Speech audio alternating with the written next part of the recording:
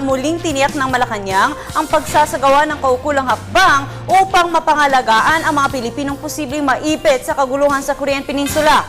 Inihayag ito ng palasyo kasunod ng pagtataas ng alerto ng South Korea bilang paghahanda sa posibleng paglulunsad ng terror attack ng North Korea. Gayunman, matamang sinubaybayan ng pamahalaan ang sitwasyon sa dalawang Korea. Si Rocky Ignacio nag-uulat.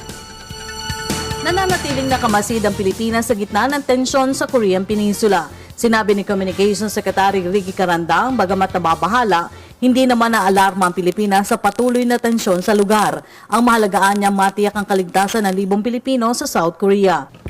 Well, we are certainly disturbed by the provocative actions being taken by North Korea.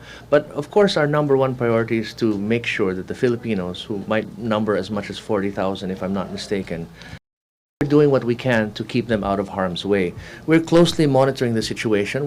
Dagdag pa nito na walang malaking papel ang Pilipinas sa usapin, pero nananatiling suportado nito ang mga kaalyadong bansa katulad ng Amerika, Japan, South Korea, pati na rin ang China. Kabilang kasi ang Pilipinas na nagsusulong ng six-party talks upang maresolba ang tensyon sa Korean Peninsula, kasamang Amerika, Japan, China, Russia, South at North Korea. And as you know, there are multi-state discussions about how to resolve the situation with North Korea. So we're following that very closely. But remember, we're a small country. We're not in a position to largely influence the outcome of this. The best we can do at this point is to support our allies who are trying to de-escalate this situation and to make sure that the Filipinos living there will be provided all the necessary assistance that they need should the situation deteriorate. Sinabi ito ni Carandang sa harap ng pagpapalikas ng North Korea sa mga foreign nationals sa South Korea, huwag umano madamay sa gagawing aksyon. Kinikilala kasi ng Pilipinas ang kakayahan ng South Korea na i-assess ang sitwasyon kung kailangan ng pagdikas.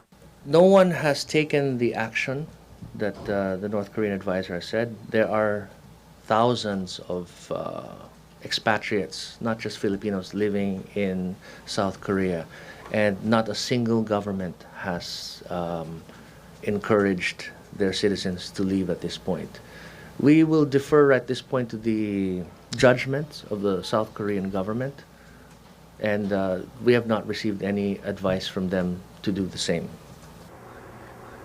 Dagdag pa ng kalihim, hindi na kailangan dumagdag pa ang Pilipinas sa mainit na sitwasyon sa lugar. Magkagayman, tiniyak ni Carandang na nakalatag na ang contingency measure sakaling kailanganing ilikas ang mga Pilipino doon.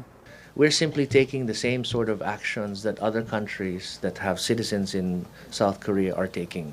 We have to tread a very fine line between not underreacting and overreacting to this issue. It's a very delicate issue, and we don't want to add fuel to what is already a tense situation.